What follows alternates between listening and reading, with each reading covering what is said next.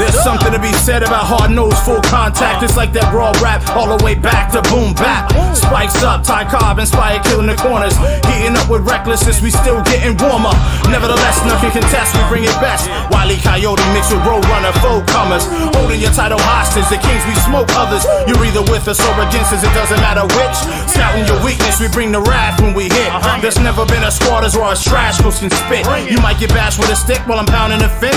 Look around, you're a fish while I'm rounding it quick.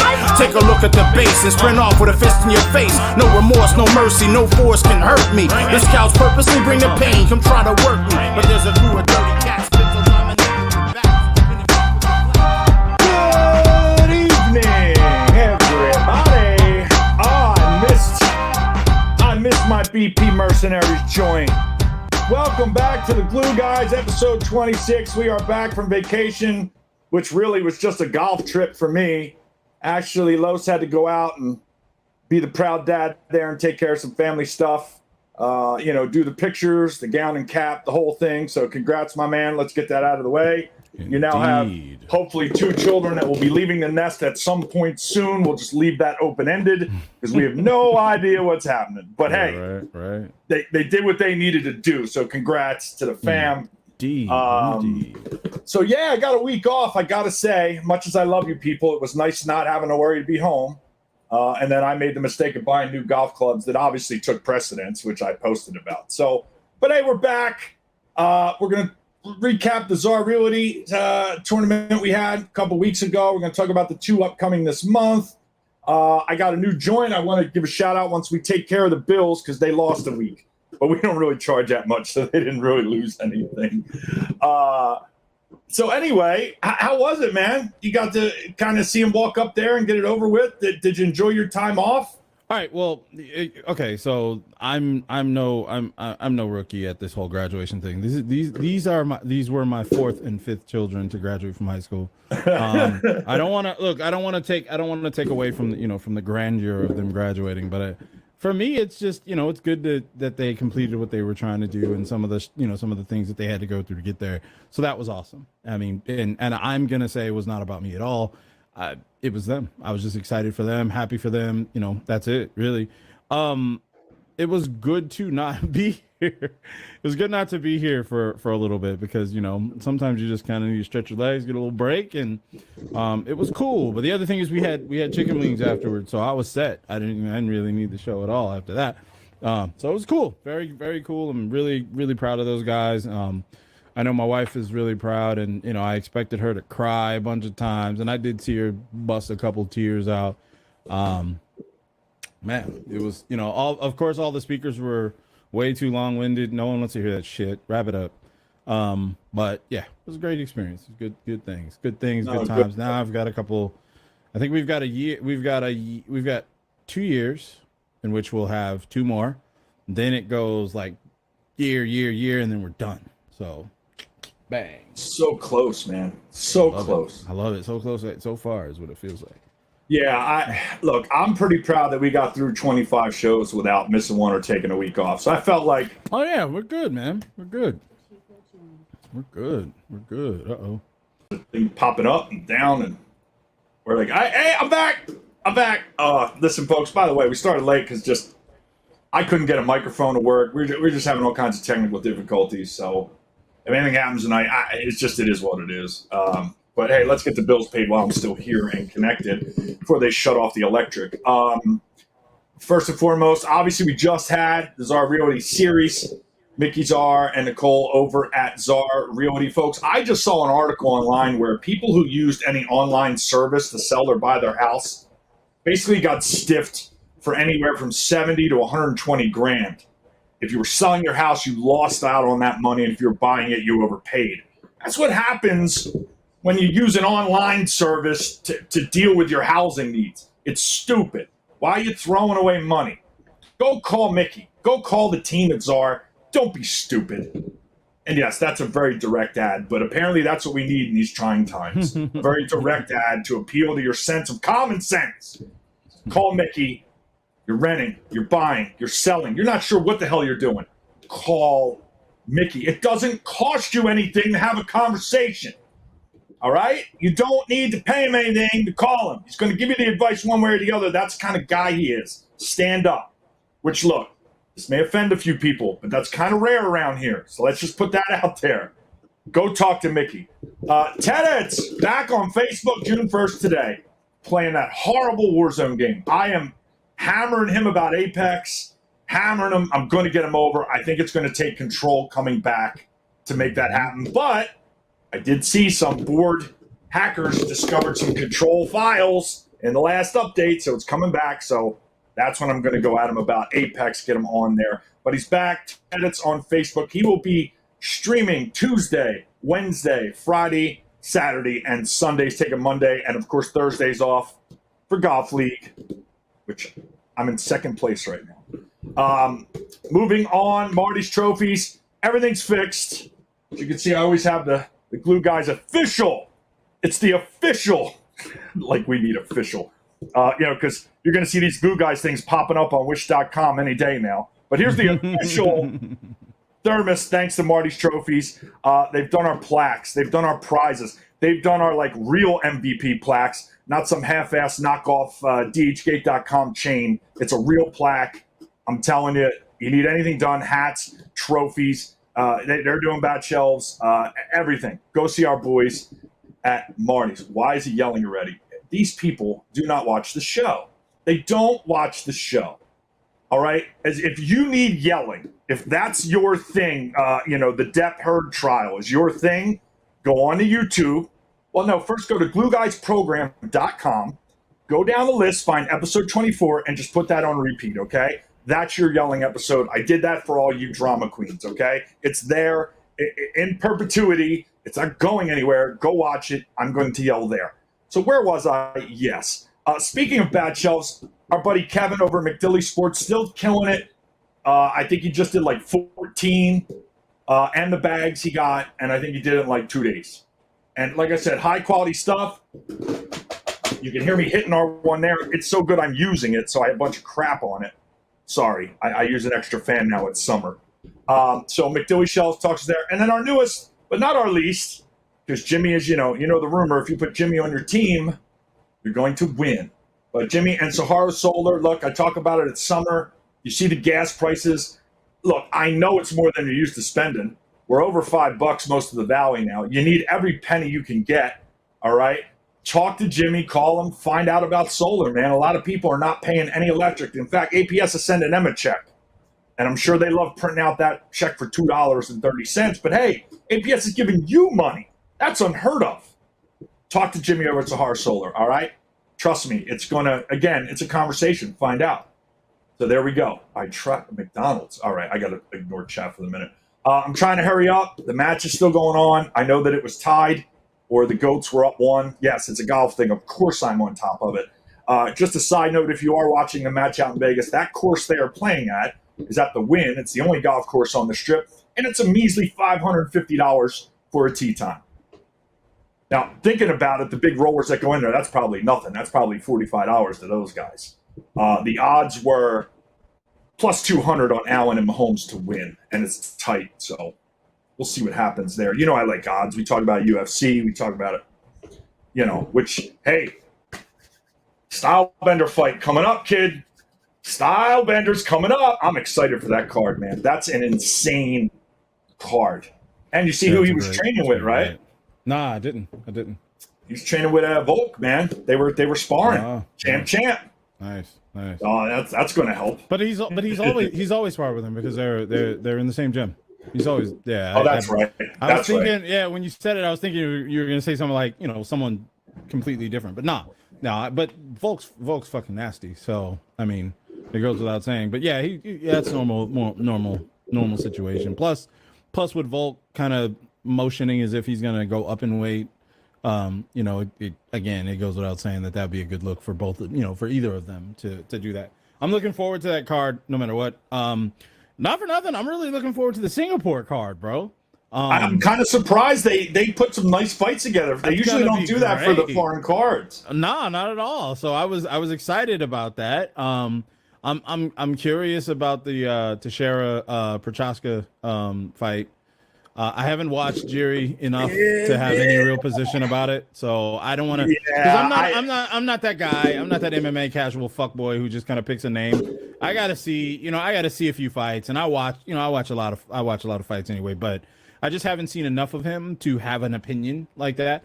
Glover Teixeira's bonker, especially for being 42 freaking years old. Well, that's they're putting a young buck in with. I mean, compared to him, they're putting a young buck in when he's gonna listen. The guy he's fighting is up and down. He hasn't had a really consistent performance over 3 or 4 fights yet, so it's really a toss up. He has the ability to go out there and embarrass Grover. But the best part about MMA, he also has the ability to go out there and get knocked out like Ben Askren style in the first 10 seconds. So it's really a toss-up fight from what I know about that especially with Glover using stand-up a little bit more. Like in the fight against Jan, he really did fight a little differently than everyone expected. Everyone expected a lot of immediate jumps to wrestling, and he didn't. And it paid off, So that should be dope. The ladies that are on that card, very fucking dope. Everything about that card's dope. Everything about the next few cards. I mean, the pay-per-views. I won't get into the fight nights and stuff, even though a lot of the fight nights are actually pretty good. Because I'm looking forward to that Blades Aspinall fight. I was just gonna say the Blades fight's on the next one. Yeah, I'm really looking forward to that one. What's the guy's name? It's Volkovsky, I think. Volkov, isn't it? Volkov and Rosenstruck. I know.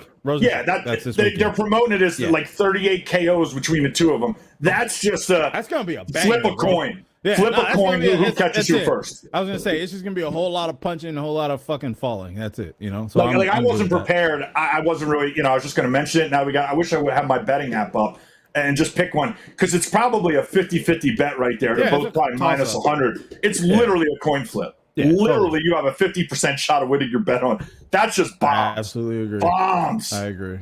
So that's going to be a fun fight regardless. And then, with all the speculated fights that are probably going to get cleaned up in the next month or two, I mean, we're going to find out what McGregor's doing. We're going to find out where Diaz is going to end up. I saw today that somebody's trying to make a case late for Masvidal and McGregor. That would be the dumbest fight Dana could do, because I will tell you right now, McGregor will destroy Street Jesus if they fight. He will. I'm going to say the opposite. I'm going to say the opposite.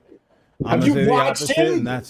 I absolutely have. In fact, Masvidal lost a lot. I'm sorry to go all Rocky 4 on this, all right, but Masvidal has lost the eye of the tiger, or Rocky 3, I should say. Sorry, Clubber Lang. He's lost the eye that he needs. Apollo. He needs Apollo to come up and smack him in the face and go into some raggedy gym, down in Miami, and get back to what got him where he is. He's not fighting on the street anymore, all right? He's out wearing his leopard prints, his $400 shirts, and I think it's finally got to him. He's in it for the money right now. He's trying to cash out before he gets too old. That's a problem if you get in the ring with anybody who's hungry. And listen, the shit that they've been talking about McGregor, he's an egomaniac. It's in his head. He's going to hurt somebody if he fights somebody underneath him. All right, so you my boy. I'm gonna shit on you real quick for some goofy shit you just said. Now, I agree with you that the last couple fights, Masvidal hasn't been who he is. He's just not letting the hands go. It's a little too. I don't want to call it skittish, but he's just not the same assertive fighter that he has been. My problem with it is in the same breath you said Masvidal's kind of lost the fight for it, lost the fire for it. He's running around in his $400 shirts, blah blah blah blah blah. And in essence, you 100% just described Conor McGregor. And I'm gonna do you one better, because everybody's like, yeah, Conor's hungry. He's hungry. He goes out and beats fucking Cowboy, who says, man, I didn't even fucking want to be there. I just wanted some money, right? The next fight, what happened to Conor? He got his fucking shit pushed in, right? The Dustin fight, the next one, what did he do? He goes out there, he's getting pieced up and then breaks his fucking leg. Nah, bro. McGregor is not in a position to want to talk shit at all, other than the fact he makes the money and he's popular as fuck. His fights right now, what's his last record? We're only talking about Masvidal. We're only talking about Masvidal. That's the only thing I'm saying this. No, compare the last 4 fights for both of them. I understand. Who did Masvidal? I'm telling you right now, Masvidal got his brain scrambled by Usman, because that's the last time he looked fairly fairly respectable. And then the worst part about it is, now, great, this doesn't help my con argument, but Masvidal completely punked Colby. Completely punked him in a restaurant from behind. That's a punk move for a guy running around talking about street rules and being a man and standing up. All right, hold up, bro. Hold up, bro. We're not gonna cross out. We're not gonna take the lemonade version of street rules and try to mix it in with real life. So look, if you're running your fucking mouth and you're saying it's on site, I don't need to turn you around and pull my glove off and say take a few paces. When I see you, it's on fucking sight. So when he saw him, it was on sight. That's it. I mean, you get what you asked for. Colby, on the other hand, himself, and even the police are like, he came after me and I didn't know and he sucker punched me. And wait a minute, what happened to all that it's on sight shit? If it's on site, your head's on a swivel. You know this motherfucker. You in his town. Y'all share in the same area. No. I'm good. You did what you needed to. Would I have preferred him to let the hands go during the fight? That's sour grapes, dog. Because my problem has been and was and again, I've said it plenty of times. I'm a fan of Street Jesus. I'm on it. However, I'm a realist in that one. You really don't get to go and do all that fucking yapping he was doing up until that point that they scheduled that fight. And after they schedule that fight, get in the fight, and then you spend the rest of the fight like this, hiding. You ain't got shit to say. So that's why that part I agree with you. 5 minutes before, you could have threw the hands in the ring. I mean, in the octagon, and you wouldn't have had any issue. But instead, you were mad when you saw him, and so you mopped him up. Okay, cool. However, my problem remains that you just described, and the reason why I think it's a great fight, you just described two people who are huge MMA personalities who over their last 4 fights have looked like ass. Perfect fucking fight. Because again, their personalities are massive mega. Obviously, McGregor's the biggest draw in the fucking organization. Masvidal's not too far behind that in the sense of what people are looking for, what people want to. I will agree with that. Right? Doesn't matter how bad he's been. He's drawing, so he's making money. The only reason He'll get the big fight, right? But here's the other problem with it, and it just came out in the last few days. This is why it's not going to happen. It has nothing to do with Dana White. Has nothing to do with Masvidal. McGregor, while he's probably drinking a little too much and tweeting a little too much, while he's doing all that, he's not stupid. He's hip to the game. And McGregor can pretty much, with the exception of maybe Charles, and he might even be able to sell that one, but he can pretty much name his fight because the draw and what he's done. So expect to see him. No. Hold on. I think he's trying to get in for a belt. But he's trying to get in for a belt. That's my only point. That shouldn't happen. He's telling Dana he wants the belt. Yeah. And after what Charles did, for whatever reason, whether somebody fucked with the scale, whatever it is, all right, and I don't even want to get on it because even though it happened, he came out and did what he had to do. So, in my opinion, that shit's done. He's got to do one extra fight to get his belt back. Yeah, that way don't mean shit. He's just got to do one extra fight. So, with Charles, quote unquote, losing the belt now, that opened the door for McGregor to really start selling it that he deserves. I think that's bullshit. I don't agree with it. I agree with what you're saying. I just think him getting that title shot is bullshit. There's no fucking way. There's no fucking way that he should get there. And I mean, again, I understand it's a business, but fuck all that. You broke your leg, whatever. But what about before that? McGregor hasn't had a good fight. The Cowboy fight doesn't count. I will agree with you on that one. Yeah, it's trash. Because listen, I know how tough Cowboy is. Don't give me fucking can, bro. Head into the jaw. Get out of here. Yeah, that was a can fight, bro. That's Tyron Woodley taking a dive against Paul. That's no. So I'm waiting to see him actually. It's been we'll say 3-4 years since McGregor's shown. Now granted, I'd say the best he looked to me was probably that first round against the GOAT there. The Magomedov. I think that was the last time he looked decent that he held him off for a round. I agree. I can't think beyond that. When did he look good? So, but then he summarily. But my problem is, and to the point, yes, that first round. And then then it went to shit. and every fight since then has But been that's not. shit. See, but here's the thing. That's not Conor. That's how good Khabib is. Because that's not uncommon in any Khabib fight. And then the dumbass put, he tested the wrong dude. All right. He fucked around and found out with the wrong dude. He did his usual stick, and nobody's really stepped up to his shtick. Khabib said, "No, I'm that guy." So, and he proved it. And there was extra motivation for a guy who's usually controlled. All right. And that's why I give Conor more credit that he held him off in the first round, because Khabib was ready to choke that dude out 30 seconds in.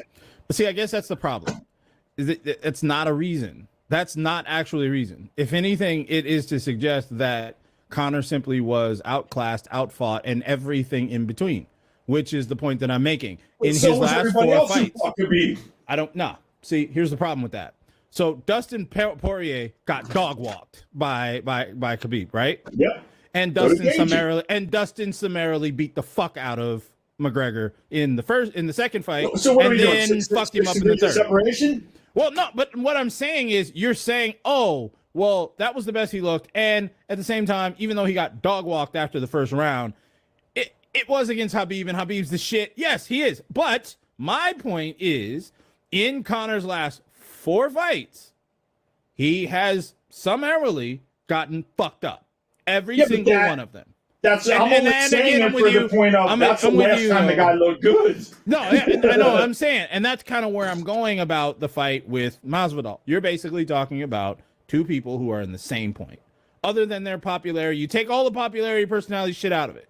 They are 2 fighters at the same point. Because if you really get down to it, Usman could be substituted for Khabib. In the first Masvidal fight, in the first Masvidal fight in Abu Dhabi, he fought, and that was a good fight, especially considering, especially a week, no blah, camp blah, blah. or small camp. Yes. I'm gonna say that second fight with Usman, and I know a lot of people like the fact that he just got dialed into the shadow realm, and I thought it was great. Again, I'm a fan of both of them, so for me it was middle ground, whatever. However, what I'm gonna also say is, and Masvidal said it, Usman to an extent has said it, everyone planned for Usman to do what he had been doing for so long. In that instance of that part of the fight, typically he would have went to a wrestle. And he didn't. And when he didn't, he sent Masvidal to another fucking planet. So what I'm saying though is, you could substitute the same concept for Khabib and McGregor. That first round, they fought well. McGregor was putting it in. Then he got sent home. Usman and Masvidal did the same thing. First round, getting it in. Then he gets sent to another fucking planet. What I'm saying is, you're looking at 2 fucking fighters who are essentially in the same place, same performance, same issue, same problem, same things. That's a great fight to set. For all the right reasons and all the wrong reasons at the same time. The personality, the money, and all that. I do not agree with any way, shape, or form Conor McGregor coming back and getting a title fight. That's fucking bullshit. I agree with you there. Yeah. And I think it's somehow, because Charles lost the belt, it opens up the possibility to allow Dana to kind of save face, right? So the people like us who say, wait a minute, he didn't earn that shit. He's just tweeting and he brings in a lot of money. It allows them to kind of do another 4-man deal like they had before Conor got hurt. I gotta also say that legitimately, there's no fucking way McGregor beats fucking Charles Oliveira. Stop. No. Stop. And this was the point I was trying to get to earlier. Yeah. I think he's above Masvidal. He is not. He is not above the top 4 guys in that division. All right? I'd go 5. Gaethje fucking puts him to sleep. Poirier beat him a fucking 3rd time. All right? Yes. Oliveira, shit, it might not go around with how big Conor is right now. And the fight I want to see that I'm hoping, if they're going to do a Conor fight, this is the one to do, is Chandler. Yeah. All right? Yeah. This is the one. And Chandler even said, fuck it, I'll go 170. Let's go. But here's the problem. With that. That's the fight you need to do. Here's the problem with that, right? Or not with that. You're right. I agree with you. And yes, McGregor, Chandler, 170, great fight, sells a bunch of fucking units. I can dig that. I can get with it. Also because it has no championship implication. I'm with that. To the point that you were making, and you hadn't even got as far down. That's why I put up 5. Because if you start at the top, Charles Oliveira won. No, I'm saying. Arguably 5. Listen. Charles Oliveira is 1. Obviously, Gaethje's 2. You go to Poirier for 3. You can go Chandler in there for 4. You've got Beneil Dariush, and you've got Islam Makhachev. No fucking way McGregor beats anyone in that group. Yeah, Benny's gonna get disrespected. And that's why I'm like, nah, there's no fucking way McGregor should come back and get a title fight. It won't happen because I don't think McGregor would take it. But do you know what the fight is? You get outside the money because it's going to make money anyway. McGregor will not take it for his comeback fight. But the fight, if Dana had balls, Khamzat. Dana's a smart businessman. But the fight, you just said him. Khamzat. Oh yeah. McGregor, Islam. That's the fight. Islam. That's shit. Fight. That's not even. No, but yeah. McGregor won't take it. He won't take it. I'm with you. He knows better. One. Right. See, if he knows smart better. Not to take it. Because for what it's worth, Islam would fucking eat his fucking lunch, eat his food. It's Khabib 2.0 for McGregor. Ah, yeah. Only worse. Going to stand with him. Only worse. Yes, because Islam's got. Much as I hate to say it, I think Islam, once he progresses just a little more, is going to have better stand-up than Khabib would ever have. I agree. No, I agree. And he'll live just a hair less wrestling. Habib so just a hair less from. Right, but just a hair less than Khabib's wrestling is still the best thing of fucking the beast. That's nuts. I mean, if I'm Conor, I don't take that fight. That's fucking nuts. Fuck no, that's your career, bud. That's an L right after L, and then on top of that, that's the L to your ego also because you got beat by the boss, and then you got beat by the second in command. Like, what the fuck? You're done, son. You can't do shit at this point. So, actually, now that you said that, here's what I'll admit to. Yeah. If McGregor's looking for the easiest, I mean, no fight's easy, right? No fight in the UFC is easy. No, of course. But if he's looking for one where the odds are in his favor, okay, the Masvidal fight probably makes a lot of sense because I just don't. And granted, you're right, Conor. Why not? I just think for whatever reason, Conor's just got a little extra. His ego has gotten involved. He's reading the press clippings, and I think that might be enough to motivate him just to get his ass up and actually do some fucking work. Now, I don't know. He ain't gonna fucking run I'm guessing. Yeah. But he heard all that shit, like, you're going to break your other leg. Poirier barely had to break a sweat and he beat your ass. Like, I think that shit gets to him. When he gets a few drinks in him, I think that's where the drinking's coming from and the late night tweets he's had to delete, every week. He gets a little in him, spends a little of that money, and then the ego is screaming at him like, you're no good anymore. But I guess that's my problem. But that's my problem. And that's why I said a lot of what you said about, Masvidal matches up with Conor because at this point, Conor's just talking. And I think a lot of us have even gotten to the point where we're not even interested in what he's got to fucking say. He's basically running his fucking mouth. Yeah. And I'm saying this as someone who's been a fan. I've been a fan of Conor since he joined the UFC, right?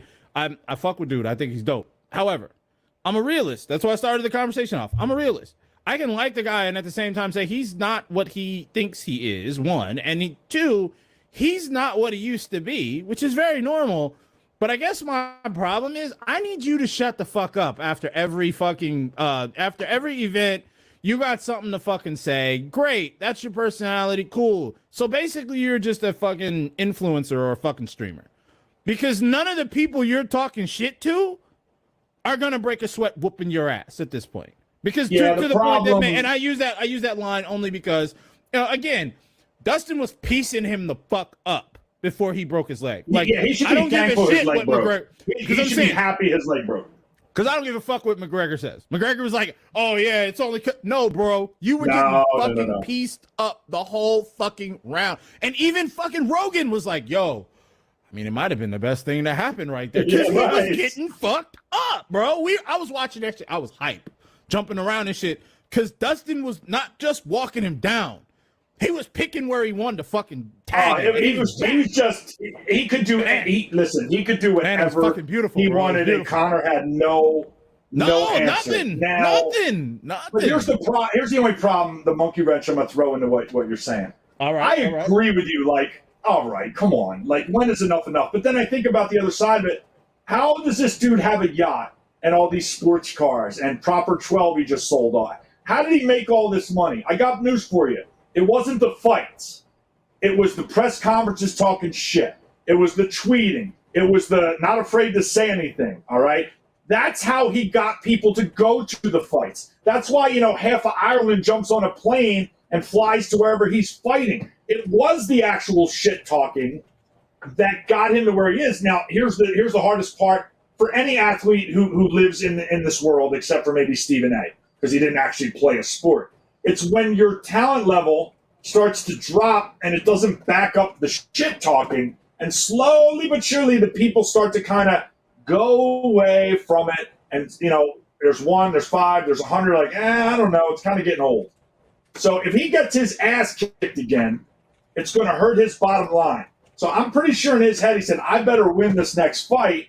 Let's not push my luck. So, he's not fighting Nate Diaz. He's not fighting Oliveira. It's shit. I'd be surprised if he even fights Chandler, even though as much as I think that's the only shot he should have at the title, he's got to get through one of the top 4. And then, of course, Islam and Benny, too. But Islam and Benny need to fight. I just keep them out of the conversation so those two get in a friggin' octagon together. Because that fight should already happen. The problem with McGregor is what can they throw at him? At this point, I'm not being funny. Masvidal's the only one that has to draw. I agree with you. And that's what I'm saying. That's my whole reason of saying, yeah, it's the fight to make, because at this point they're both struggling. They both have huge personalities, huge egos, huge everything, to sell the fight or to sell the card, and they're both struggling. From a fight standpoint, they're struggling. And then to that same point, what fucking can do you throw at McGregor now? You can't put fucking Cowboy in there anymore. You already did that. And then after he beat Cowboy and everybody sucked him off like he was, he's back, he's going to do all that. And of course, he did all that run in his fucking mouth. Then Poirier pieced him fucking up. So what are we waiting? What are we expecting to see? I don't know what to expect. Again, as a fan, I would love to see Conor come back in vintage Conor style. I would love for him to come back and put on a fucking banger, even if he loses. Right. I would love to see him come back, put on a banger. If it's with Masvidal, I would love to see both of them put on a fight of the year level fucking banger. Do I believe it's going to happen? Fuck no. Do I believe that card is going to happen? Fuck no. Do I believe McGregor really even wants it with Chandler? Fuck no. I don't understand. And that's why I'm not the fucking president, the president of the UFC. That's why I'm not the promoter. But I don't understand at this point, with all the things that have changed since Conor broke his leg, where do you put him? Well, it seems like they're waiting on him. It's not, and that's what I don't like. Right, it seems like they're waiting on him to get an official word that he's good to go before he makes any of these top 4 guys and figures it out. Obviously, Charles kind of just fights the old weight. But, Charles turned around and said, look, I'll take Nate. And who else did he say in the same night? And same night. I love it. And I agreed. I said, he's 100% serious. That's the scary part. I know. And with the way Charles has been going, listen, I wasn't sure about the last fight. But I'll tell you what. You just can't do it. He's in like peak McGregor territory where you just don't bet against him. I would go even further, even worse than that. I would go. It would be more. I believe he's more closer to Khabib's run in terms of impact than anything McGregor has done. I say that because, and what I mean by that is domination of these fights. These are not. Oh, we took it a while, and I agree, but he's dominating these fights, and he's dominating fights in which. But hold on 1 second. He's dominating fights in which most people going in are saying the other person's gonna win. They did it with Poirier. He fucking beat the shit out of fucking Dustin. I love Dustin. But Dustin got his shit pushed in. Had no fucking answer for him. The Gaethje fight, and I love Gaethje too. So I know I'm saying that a lot because I love great fighters. I love good fighters, obviously, and I love that type of fighter. So Gaethje went into it, and Gaethje was talking shit, ahead of time, all of that. And Gaethje basically got beat at his own game.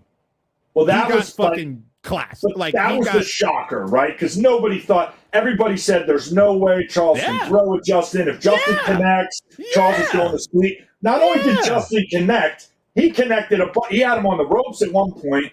He connected a bunch of times, and Charles basically shook it off and went, oh, it's that kind of fight. And then not only did people say he was going to get dropped, he did something nobody predicted. He did stand-up with Justin and beat him at stand-up. At his own game.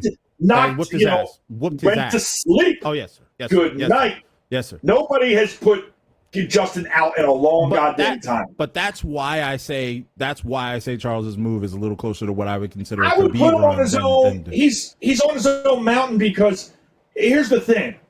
Khabib, it was like we knew what was going to happen, but it got so predictable that people are like, well, I hope somebody shocks us. Like, that guy's probably not going to win, but I hope so. The Conor fight.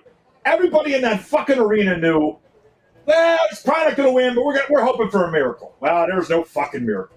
And everybody was good. The Khabib thing got so predictable because he was so good and so methodical that you just hope one of these guys, just tagged him up. Not beat him, but knock him back. Never happened. That's the thing. Right. Khabib lost one round in his entire career. Right. Career, he lost one round. And who knows what he was thinking then.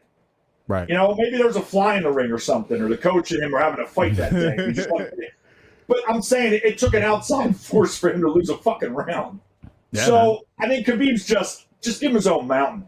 Charles just keeps flipping the script on people. Oh, he's going to wrestle. Boom, knocks Gaethje out. I don't mean it as the same. I don't mean to say it as the same. What I meant was, I'm just saying I think he's forging his own path when it's all said and done. And I agree with that. What I was saying was more along the lines of, I would believe that what Charles is doing eclipses anything that McGregor has accomplished, period. And I was saying more that I would put Charles's effort run and etc. closer to what we deem Khabib as being that Mount Rushmore guy.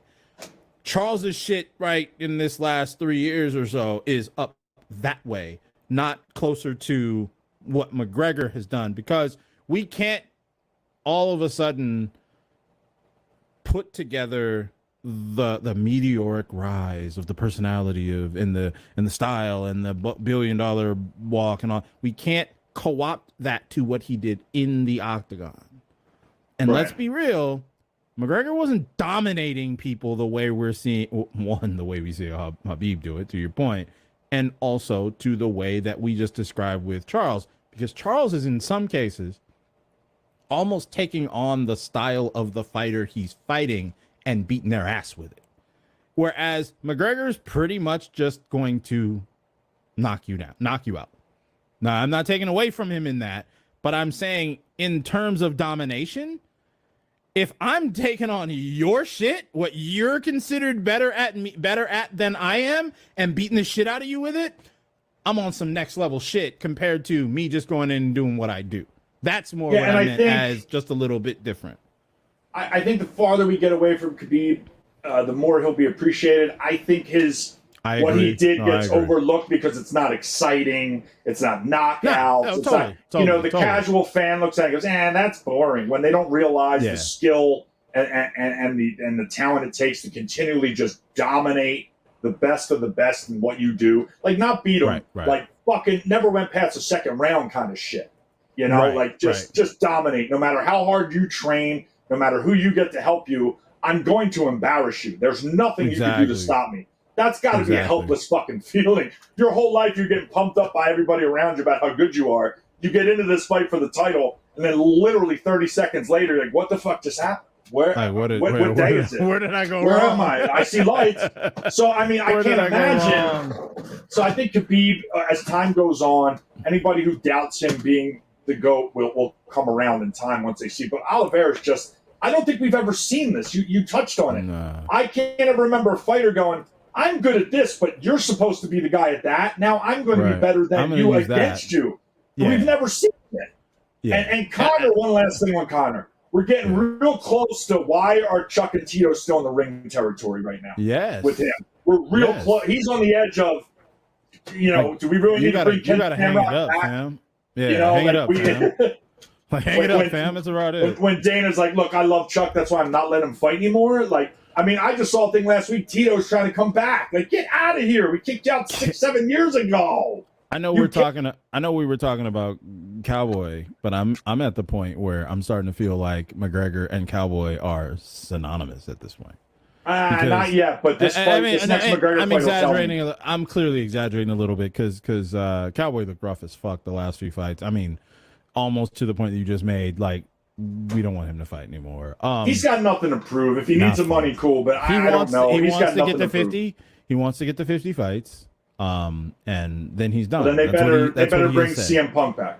I don't know they what better the bring fuck- CM Punk yeah, back to fight him at this point. Because I guess my point is, what are you gonna do? You're gonna go out and fight your next two. I think it's two or three more fights to 50. Or are you gonna go out there and get mopped up? You're gonna go get mopped up 3 straight fights?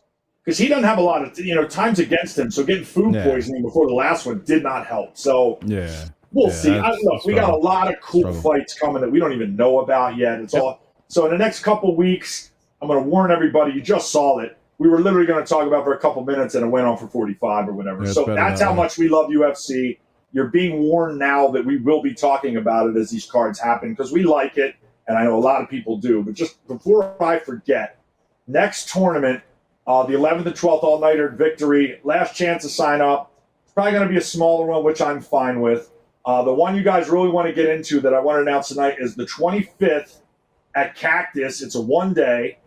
It's definitely going to be a one-day, $350, lower price, 3-game guarantee, and we're playing for the belt on that one. So it's battle for the belt, and then we announced it on Facebook, senior co-ed on the 26th out at Cactus. We already got 2 teams.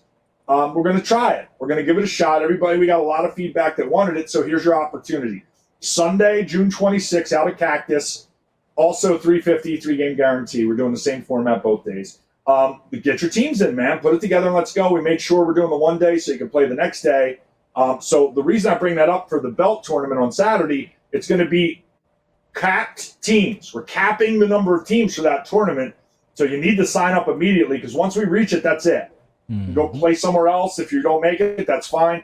I don't recommend that because the other place is on turf in the middle, June 25th on turf. Good luck. I hope you bring an extra pair of turfs because you're going to melt the ones you're wearing. Don't believe when it says all-nighter because it's not. This weekend, if you're going out to Legacy, please bring water. There's nowhere to go and cool down except your cars, which are half a mile away, or the building, which is 3/4 of a mile away. So, I can make fun of the tournament for playing during the day, whatever. Please, seniors, if you're going out there, all right, bring water, bring shade. You're going to get your ass kicked. All right, you already know how Legacy is. It hasn't changed since we were there in February. And the one thing I wanted to bring up, because I keep receipts, all of you teams that said you're never going to play Legacy again. The turf hurt my knees. You can't have these fences out here. I see you're playing out there this weekend. So you're full of shit. And I know who it was. I got receipts. You're full of shit. You 50s guys, oh, my knee. You're playing though, aren't you? You're full of shit. And it's during the day in the summer. That makes it twice as bad as you crying. We were there in February. You literally had long pants on. I got receipts. Stop crying. Stop crying. If you're just going to go do what you said you weren't going to do, just stop crying. I'm tired of it. I hope everybody else is too. Just be straight up. I don't care where the hell you play. If it works for your schedule, good. Go play. I ran teams. I understand how it works. But don't bullshit. Don't not pick up the phone. That's just punk. That's being a bitch. I'm sorry to use the word for anybody who, has a cool dog. But, stop being that way. Just be straight up. That's shit. We could do a whole other show on how that's the problem with softball in general here. But, I don't think we got the time for that. That'd be a weekly limited series of like 6 to 8 episodes just on that one topic.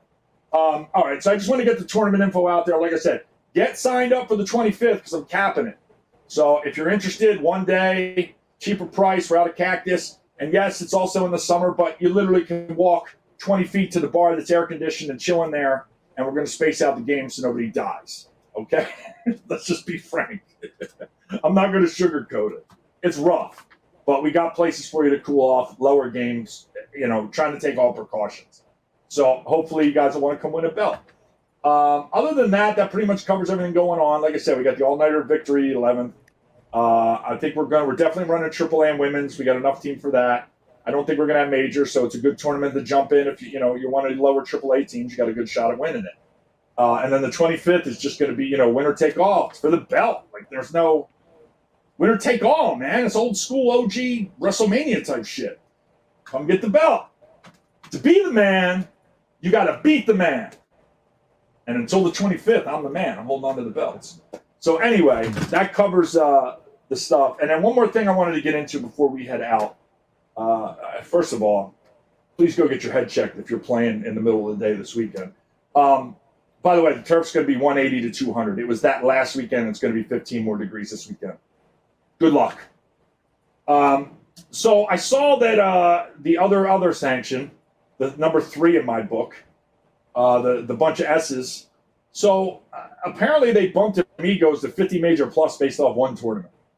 I don't have all the details, but I must say, I also heard my buddy Leroy said that this rule was a perfect rule. First of all, the word perfect and SSUSA have never gone together ever in my existence on this planet. Period. Never. Even back to the 70s in the heyday. Never perfect. How you could say that's a perfect rule and judging a team off one tournament is utterly insane. It's insane. So that's a personal gripe. And here's the best part. I don't think they won the tournament. They didn't even win it. It wasn't a major. It wasn't nationals. It wasn't worlds. And they didn't even win. So explain to me again how this is I don't know, a good rule. Like, yeah, they're a good team. I get it. But I don't think I'm bumping any team based on one tournament unless you put all-stars together to try to test the system. And they didn't do that. They don't have a bunch of major plus guys on that team. They're all 50 major players. So and this is the thing I hate about bumps with them. There's no justification. It's literally an email like, you're this classification now. There's no explanation. There's no formula. There's no rhyme or reason to it. And how the fuck are we going to call that a perfect rule without any explanation? You know what that's called? A dictatorship. If you don't believe me, ask the Ukraine. They didn't get an email before the bombs started falling. It's a dictatorship. This has been the problem with them for as long as I can remember, since I've been 40. Okay? It's not just here. It was East Coast, too. So I wanted to bring that up because I don't fucking get it, Los. I can't make heads or tails of it. So it's because of Vegas. You tell me, man. I don't get it. It's because people like to go to Vegas. I don't know. I don't get it. I don't look. I'm gonna say this because again, you're the homie, but in full transparency, if there was something about one or the other that was more appealing or whatever, I would say it. I struggle to figure that out. What I think my problem is, I don't have a lot of faith in softball people anyway. I think half of them are full of shit, and I think the other half don't know their head from their ass, or their ass from any other ass for that matter. It's all about what can you do for me now, not lately, now. A lot of these teams, they see opportunity because they feel like they can get by because people won't know them, or they feel like there's opportunity because it's a different team set, so they have a chance to win, or they just want to go to Vegas.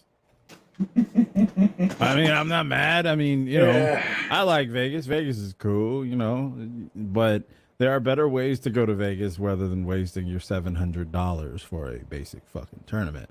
I think that's the issue, right? You spend all that money for what? And after first or second time, you're more concerned with, all right, where are we hanging out Saturday night? Where are we going to dinner? Yeah. So these people that try to come off like they're serious about winning, yet half the team doesn't get in till 2-3 in the morning. Stop with that shit, man. You literally have to quarantine the entire team of adults, probably with grown children.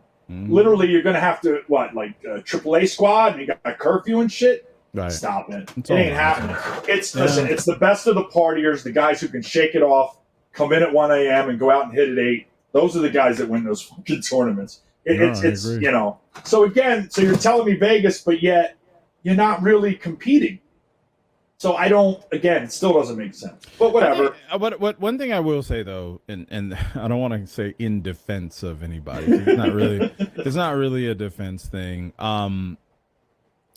But what I am gonna say is I can understand that traditionally speaking, people in softball especially are built on tradition. This is what we're used to. This is what we do. This is what we usually see. This is what we know. Blah, blah, blah, blah, blah. The reason you hear all the bitching about, for example, the 5-run rule. Well, that's what we do.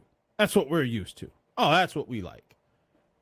I think with the sanctions, a lot of it's the same kind of thing. They're used to playing SSUSA and all the things that come with it. They're used to griping about what Seifman does, and this, that, and the other. And then they do it anyway because they're used to it, because that's what they Yeah. do. They're familiar. It's tradition. It's all of those things. That's all it ends up coming down to.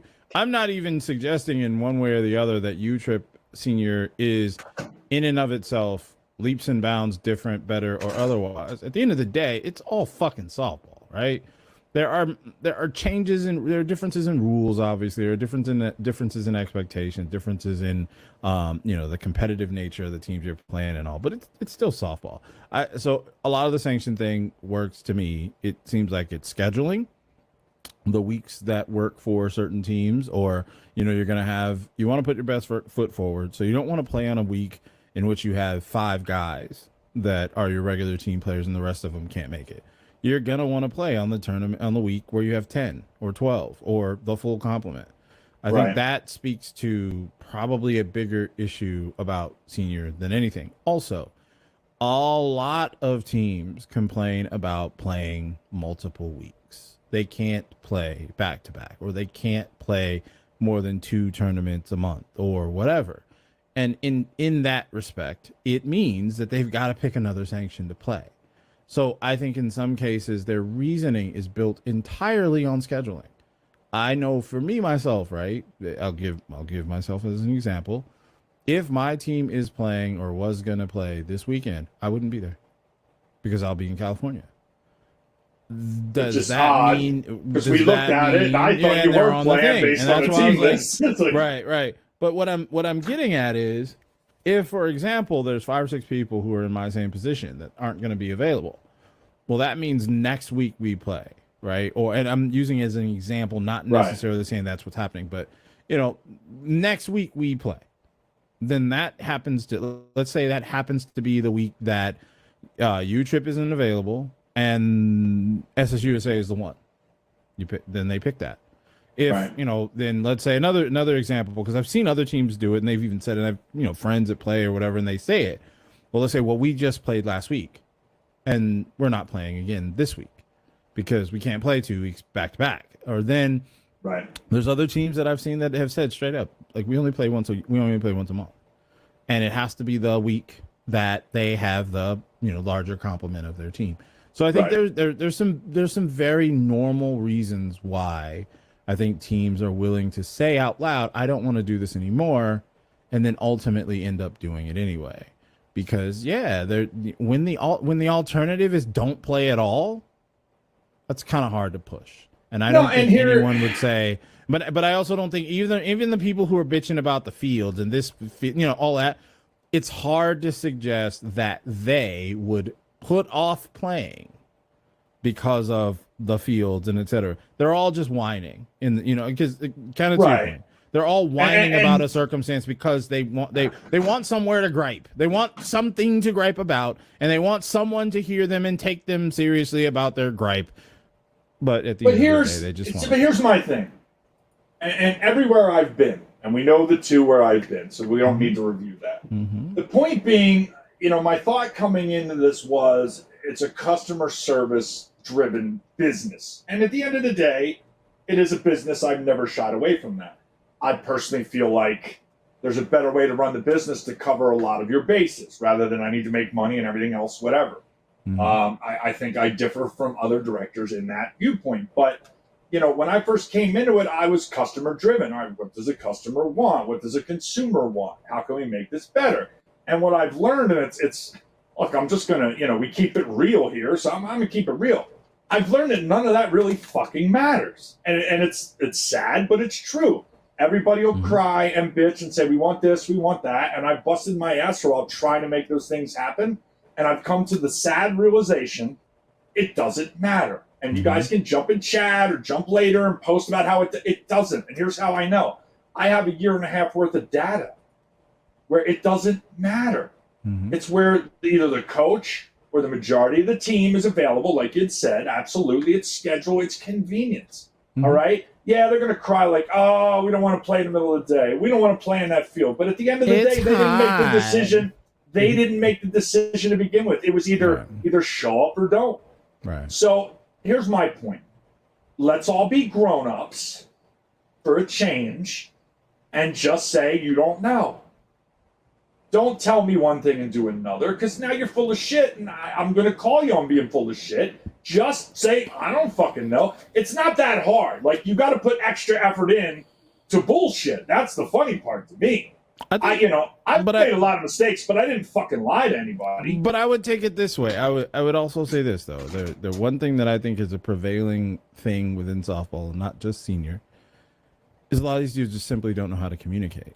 That's true. That's fair. Because what you're describing mirrors a lot of the same situations that they're having within their teams, in that they don't know how to communicate. Yes, it's very simple to simply say, I don't know where we're going to play this week. Or, I don't know where we're going to play this month. Right? I know I do. Shit, you and I are friends. And you'll say, hey, when you guys playing? I don't fucking know. Or, and when I do know, I say, well, shit, I think we're playing here then, and then we're not playing here. Or I'll say, I don't know if they're playing, but I'm not fucking playing, or whatever the case may be. How many fucking times have you talked to somebody who says, oh, I don't really want to play anymore, I'm just blah, blah, blah, blah, and then you see them on Saturday? It's not different. It really is the same thing. And I don't know that it's people necessarily trying to be dishonest or, or full of shit, but I think it's inherent in what they're experiencing around them. Because, again, the bigger thing, you think about how many times people, and it's not just in senior, but you think about how many people say, oh, yeah, I'll play with you this weekend, and then Friday morning they go, oh, I can't play. It's the same difference. I mean, it's bullshit. It's just, listen, it's sad to me, on a bigger level, actually. It's sad to me, hello, whoever that is, Facebook user. It's sad to me that, beyond softball, that certain people in softball cannot have an honest conversation with themselves.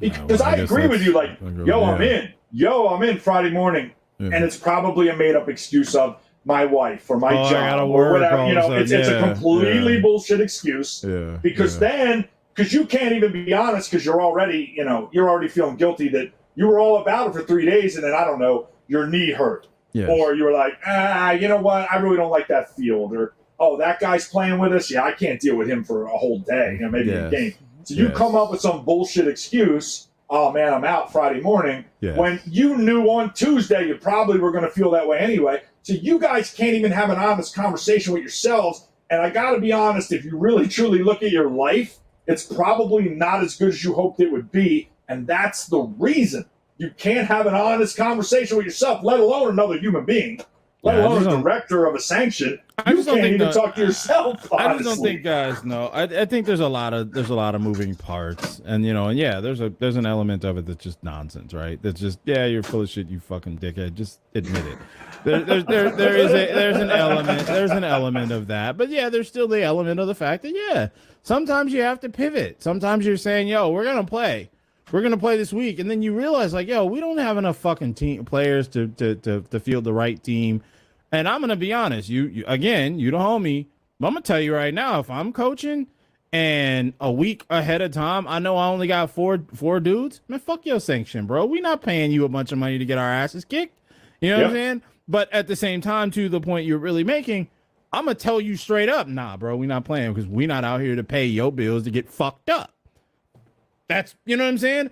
I think it's, again, it is a communication issue. It's the fact that a lot of the time people are uncomfortable disappointing other people. It isn't malicious. They just don't know how to deal with that type of conversation.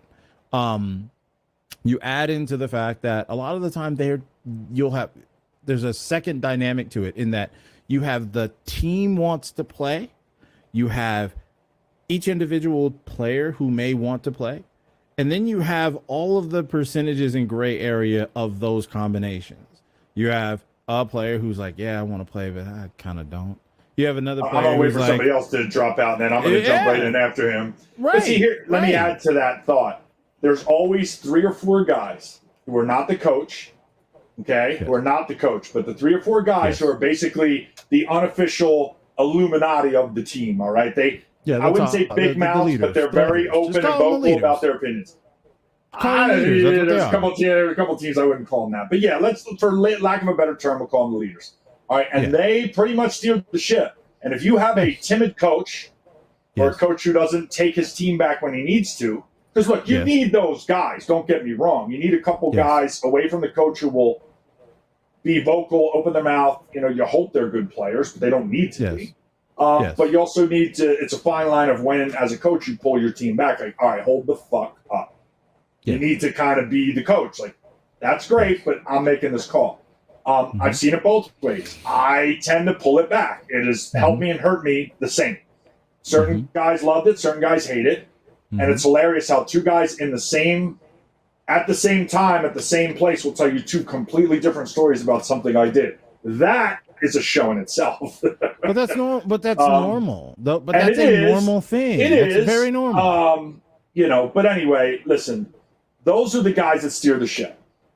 If one of those guys is always gung-ho about playing and goes, yeah, I don't know about this weekend, that's a domino effect of the guys on the fence are like, oh, there's my in. Yeah, Yes. I don't know, man. I'm not feeling great. I mean, I'll be there if I need to. Yes. As a coach, I see that, I'm like, yeah, we're out. Yes. Because you're beat before you even come to the field. Because Yes. now you're like, oh, man, and I had this to do, but I'm here, and Hey, Ben. Ben, you got to send me the info for your auto stuff, by the way.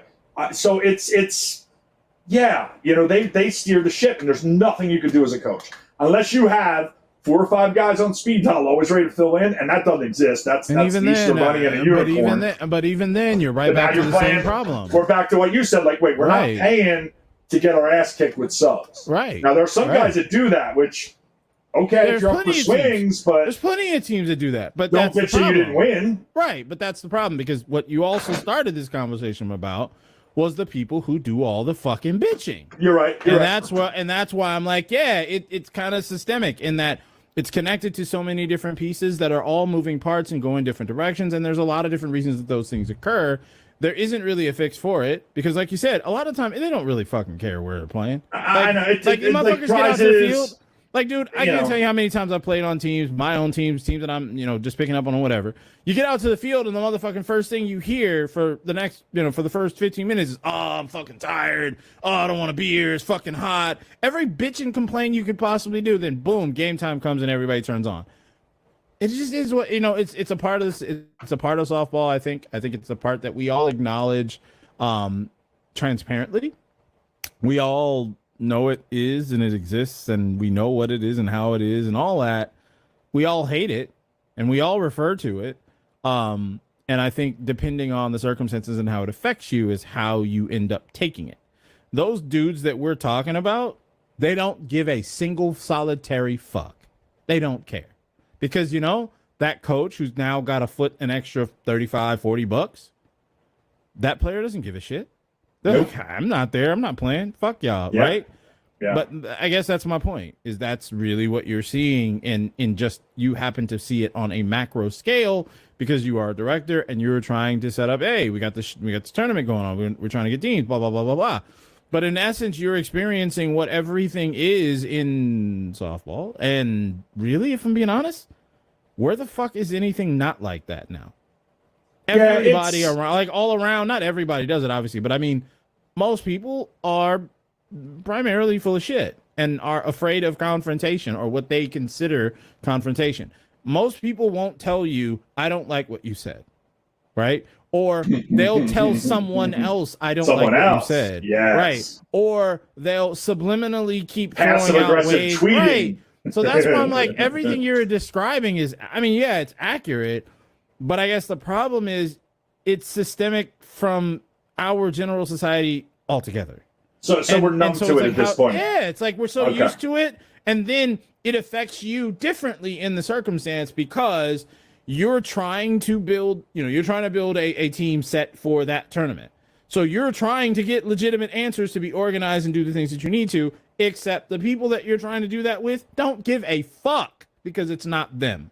If the tables were immediately turned, like snap your fingers, boom, different role, they're going to be in the same position as you. Where they're like, what the fuck are you assholes doing? Like, this is bullshit.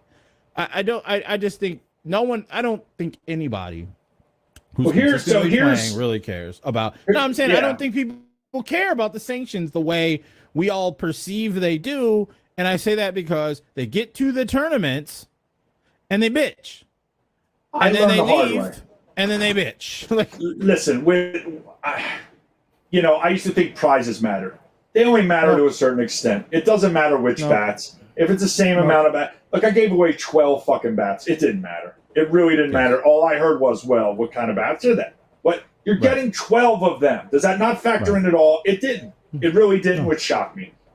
So I just make sure I have something. And, you know, it doesn't really matter. But the thing is this. Here's the only ace I have to play, okay?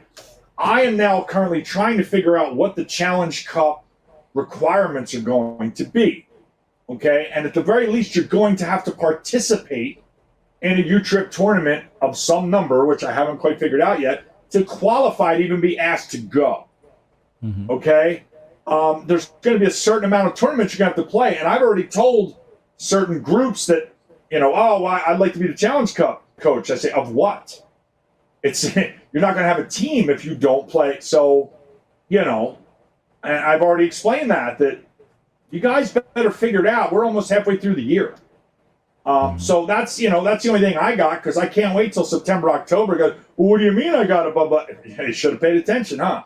So that's the only factor that I'm warning guys ahead of time.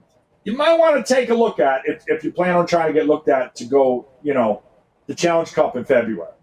Because it's not going to be a simple, you just get picked. You're going to have to figure out some requirements. Because I understand at the end of the day it's scheduled, but I got to protect my event. And I you know, I have no fucks to give as far as, you know, complaints about that. And that's really the sad part of all this is I'm getting too hardened. I'm getting numb to it. Like, well, I'm just going to do what I'm going to do, and they're either going to play or they're not. And that sucks for the players because of what you guys are doing. The byproduct is that I'm going to do what I do. And your opinion doesn't hold as much weight because you literally don't follow your own comments. So how can I take what you're saying seriously and apply it when even you won't follow what you said? So it takes away a lot of the oomph of what these guys are trying to suggest. So I'm going to go with what I know, and if you play, you play. And I got loyal guys that'll play me and guys who won't. It is what it is. I guess my only problem is, dude, it should have been that way at first. Like, I guess, like, I understand why. I understand why. You try. You try. But I guess that's the point. I understand why. I understand why you want to be aware, you want to be receptive, etc. But those are basically glitter on your paint job, right? Those are basically the sprinkles on top of the whipped cream on top of your dessert. I agree. And that's why, like, you know, I agree with you in that you're like, yeah, you know what, I'm not going to spend all this time begging people to follow or begging people for what they would desire best. It is a matter of having to do the things that are going to be more likely to create success for what you're trying to do. And I believe that once you do get to that point, then people are going to make the decisions that are necessary for them. The only problem is with softball, yeah, you are always going to be beholden to scheduling. And how was your last tournament? Right. I could run 5 perfect tournaments. And it won't matter. If the 6th is a shit show, if I have 2 umps, no show, and we're running like chickens with our heads cut off trying to cover games, doesn't matter. It was a shit tournament. I'm gonna do you one better. Word of mouth spreads. I'm gonna do you one better. You could do 5 straight fantastic fucking tournaments, but one of those teams in that tournament got the shit kicked out of them. Now they don't want to play. Honestly, that's Fucking really fair. what I mean. Like that's really kind of what it is. It's like, yeah, you can do everything possible, but you're beholden to the first entity is the team. The second portion or level of it is the individual players within that team and all of the different permutations of them working together, etc. And you are beholden to all that. You're not going to win. You can't win. All you can do is do the best to be as successful as you can. And but let me take it one step further. Fuck them. Let me take it even more ridiculous, right? Then it's the director's fault because I didn't have the teams classified right. That's why they got their ass kicked. If I had classified the teams right, or quote unquote bumped certain whatever teams, they wouldn't have got their ass kicked. That's happened a bunch of times. There's always that's laughable. And that's what I'm saying. Laughable. But again, this is no matter what. I'm mad at myself because I wasted the time on the glitter, on the paint job, as you said, and I'm not doing that anymore. I'm focusing on the tournament, good umps. Everybody knows the rules. The games run smooth, and I just hit it. The last tournament, lower team count, which was fine. One day, smooth as shit. No problems. Well, we had one which has already been dealt with, but that was at the end of the shit. It ran smooth all day. Everybody who was there said the same thing. That's all they care about. You played in it. Your opinion holds a little more weight than a guy who heard about it from so-and-so's cut. I'm tired of the outside noise. I've wasted too much time and effort on opinions that, in the end, I thought mattered that do not. So I'm going to run U-Trip tournaments. My goal is to keep them smooth, consistent, good umpiring, good prizes, and that's it. And I care about the players, and I'll deal with any issues that come up, but I'm not overextending like I have before. It doesn't matter. I'm not the guy that's going to call you and try to get you to go out to lunch, try to entice you with fucking money off and vouchers to come play the tournament. I'm going to call you and ask you, just tell me yes or no. Right. We're adults. I'm not chasing your money. I'm not chasing you. I respect you enough and how you run a team, the scheduling of a team, not to blow up your phone. Well, what do you mean you're not playing our tournament? I don't do that shit. The other guys want to do that, that's fine. To me, that's disrespectful. That's not respecting the guy trying to run a team. I understand. Not everybody on your team's going, yeah, let's play U-Trip. Fine. Fine. Scheduling dictates where you are. Just tell me that, and I will not bother you. I'll talk to you about the next one. And that's it. As a director, you shouldn't be calling people and hounding them. You're not selling fucking vacuum cleaners. You're not trying to fucking sell car warranties. Like, what the fuck is wrong with you? Incentives? Like, if you people go for that, cool. That's the new thing. I ain't fucking doing it. I'll run fucking 10-team tournaments all year. I'm not handing out vouchers, man. I'm not giving you shit down the road. I'm giving you something to take home with you that day. Period. That's my philosophy. I'll live and die by it. If I die by it, whatever. I go out knowing I do what I wanted to do. I'm not fake out here. And that's what I'm resting my hat on. I could be an asshole. I could be a lot of shit. I'm not fake. And that's all I'm worried about. I tell it like it is, but, for better or worse. And we're not used to seeing people in authoritative positions do that. So I kind of enjoy it because it's unexpected, especially when dealing with other higher-ups. And that's the way I roll, and I'm not changing it. They can ask me to leave or whatever. I don't care. I don't care that way. I care about my tournaments. I don't care about opinions of people that don't have any say in it. And we've run into our share of clowns over the course of 26 shows here. So it's not like there's a lack of them out there. Everybody's got an opinion, but rarely will anyone actually step up and defend it in a meaningful way. It's a passive-aggressive tweet. It's a roundabout fucking comment. Nobody's coming and talking to you, man. And that's what we lost in this world. There's no conversation anymore. I can understand. I can. All right, now speaking of bitching, I guess I've done my share. Look, got a good show going here. I'm not going to ruin it now. Like I said, get out of here. Yeah, 25th, man. We're battling for the belts, baby.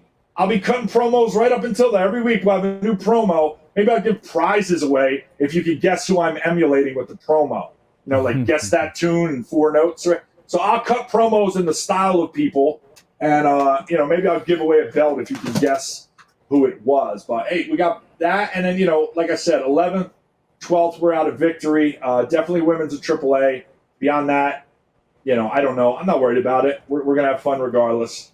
Throw some big, give some bats away. We got the new Micans. I think we're going to be giving them away on the 11th and 12th. The new Red Ultras, that are nasty. Ronnie posted the video of him hitting with it. Of course, he bangs his Easton fucking 4 whatever, but, that's Ronnie. He's going to be hitting bombs when he's like 80, dude. Ronnie's just a freak of nature when it comes to ball, man. Yes, sir. But anyway, next week I'll figure out my promo. I'll consult with my creative team, my writers, here at the NFG Wrestling Association.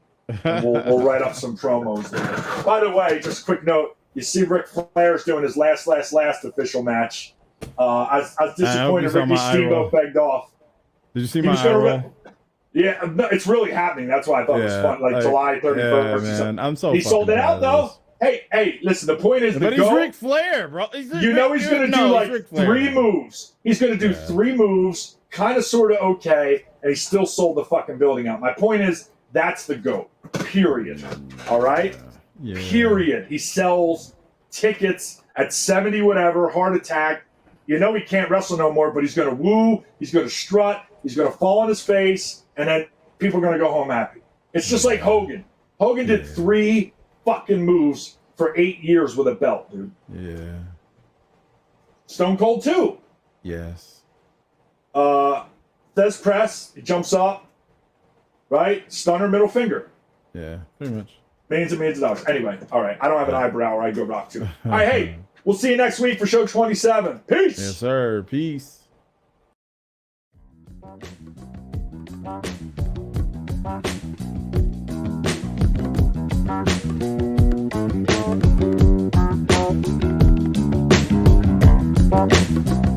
Bye.